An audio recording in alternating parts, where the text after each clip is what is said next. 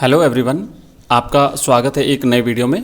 आज के इस क्लास में अपन देखेंगे माध्यमिक शिक्षा बोर्ड राजस्थान अजमेर की जो 2022 की जो परीक्षाएं हुई थी, उस परीक्षा में क्लास 10th का जो टॉपर स्टूडेंट रहा है हिंदी में, उसकी अपन कॉपी देखने वाले हैं। टोटली अपन 3 स्टूडेंट्स की कॉपी देखेंगे। तीनों ने 80 में से 80 नंबर प्राप्त किए हैं। देखेंगे इनकी कॉपी और कंपेरेटिवली कौन सी कॉपी बेटर है, इसको भी अपन ध्यान से देखेंगे।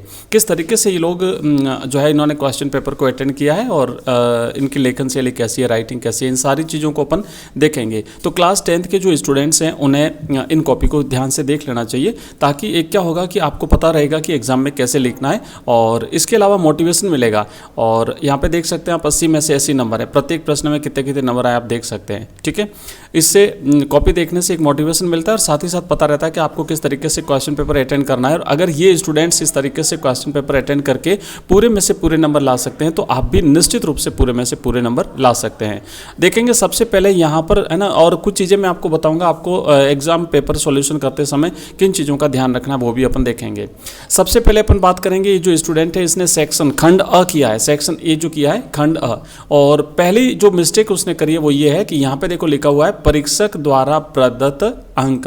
तो यहाँ पर आपको कुछ भी नहीं लिखना होता है, यहाँ पर परीक्षक नंबर लिखता है। तो ये परीक्षक के लिए नंबर लिखने के लिए स्पेस होता है, वहाँ पर आपको कुछ भी नहीं लिखना। और यहाँ पे आप देख सकते हैं प्रश्न संख्या जहाँ पे लिखा हुआ है, तो इस प्रश्न संख्या वाले कॉलम में आपको यहाँ पर अपना प्रश्न संख्या लिखना है, पहला दूसरा तीसरा जो भी आप करते हैं वो। ठीक है, उसके बाद में यहाँ पर क्या करना है कि आपको अपना आंसर लिखना है। और यहाँ पर आप देखेंगे जो ऑब्जेक्टिव टाइप के क्वेश्चंस थे, जैसे पहला प्रश्न है पहले में ब राइट है, दूसरे में द है, तीसरे में अ है, चौथे में स है, पांचवें में अ है। तो इस तरीके से यहाँ पे एक टेबल बना करके और इस स्टूडेंट ने क्वेश्चन पेपर को अटेंड किया है।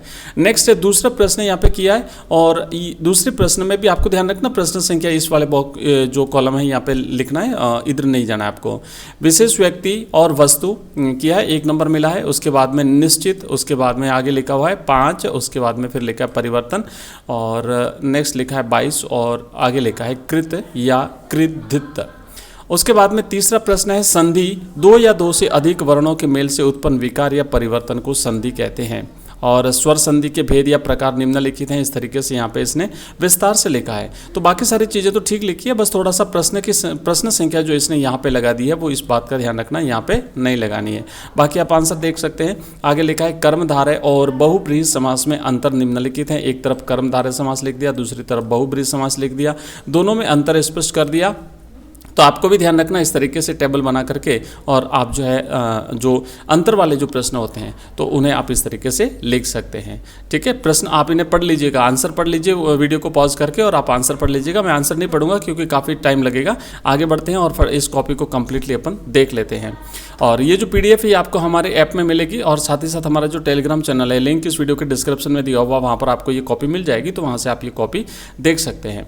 उसके बाद में आगे बढ़ते हैं। नेक्स्ट लिखा है जैसे मुहावरे हैं, आकाश टूटना तो बड़ी विपत्ति आना, अंधा बाटे रेवड़ी फिर अपनों को दे। इसका अर्थ यहाँ पे लिखा है नेताजी का चश्मा पाठ देशभक्ति के योगदान को दर्शाता है।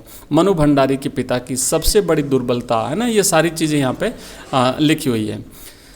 और आगे बढ़ते हैं। नेक्स्ट यहाँ पे लिखा है आकर्षित नहीं हुआ। उसके बाद परशुराम जी का गुरु सराम के विनम्र, और आत्मकथ्य कविता में देशभक्ति, माता का अंचल, और यहाँ पे उस खंड अ हुआ है कंप्लीट। नेक्स्ट किया है खंड ब।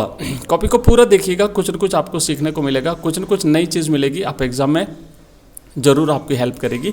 तो खंड ब जो किया है ना, चौथा प्रश्न किया, चौथे का आंसर लिखा है। बस प्रश्न संख्या यहाँ पे लगानी, प्रश्न आपको नहीं लिखना, सीधा आंसर लिखना। हालदार साहब ने पान वाले से पूछा कि आपके नेताजी सुभाष चंद्र बोस की मूर्ति पर चश्मा कैसे बदल जाता है, तो पान वाले ने कहा कि यह कैप्टन करता है। ठीक है, इसका आंसर लिखा है। और उसके बाद में बाल गोविंद भगत रेखा चित्र, और ये प्रश्न किया। उसके बाद छठा प्रश्न है, आप धीरे धीरे इस कॉपी को पढ़ लीजिएगा। 7वां प्रश्न है वीडियो को रोक करके।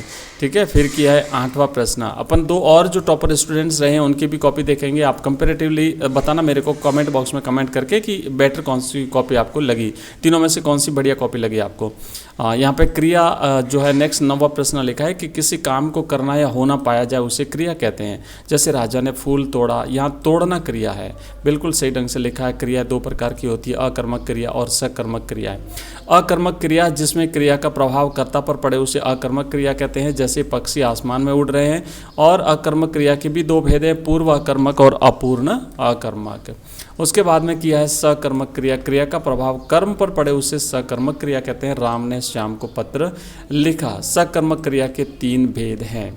उसके बाद किया है 10वां प्रश्न। मैं आपको बता दूं, आपके एग्ज़ाम से पहले ये कॉपी जरूर देख लेना, कंप्लीटली देख लेना।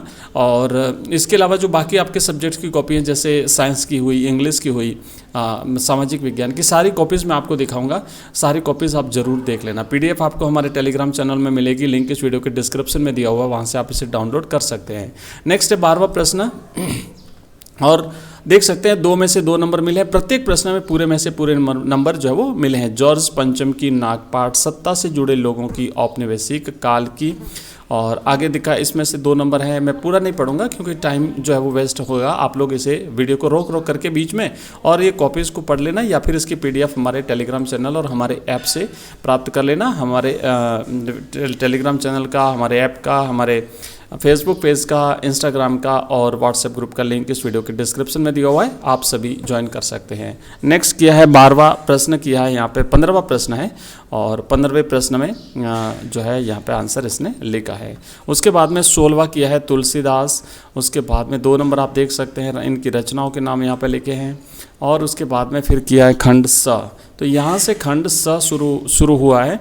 अथवा वाला किया है, ये आप देख सकते हैं, शब्दार्थ लिखा है, उसके बाद संदर्भ लिखा है, फिर प्रसंग लिखा है, फिर व्याख्या करी है और फिर विशेष लिखा है। तो इसको मिले हैं पूरे में से पूरे नंबर। यहाँ पे एक बार फिर से संकेत लिया है हमारे, ये इसने इसको किया है पद्यांश को। शब्दार्थ लिखा है, संदर्भ लिखा है, प्रसंग लिखा है, व्याख्या लिखी है और फिर लिखा है विशेष। उसके बाद में नेक्स्ट जो है वो 19वां प्रश्न किया है और यहाँ पे है ये 20वां प्रश्न। उसके बाद खंड द है 22वें में यहाँ पे आप देख सकते हैं पत्र लिखा है 22वें प्रश्न में, ठीक है। और इस तरीके से हाँ ये प्रश्न हो गया। नेक्स्ट यहाँ पे अथवा करके और 23वां प्रश्न किया, खुल गया। और नवसृजन संस्था आपका एक बार खरीदे मूर्तियों को बार बार खरीदे मन करेगा। तो ये एक विज्ञापन दिया है इस बच्चे ने और विज्ञापन तैयार किया है। आप देख सकते हैं यहाँ सभी प्रकार की मूर्तियाँ मिलती हैं, आपको जो पसंद हो वो खरीदें। मूर्तियाँ खरीदने पर 10% छूट, एक बार खरीदो, बार बार खरीदो। तो और स्थान राजस्थान और नंबर, तो ये है विज्ञापन।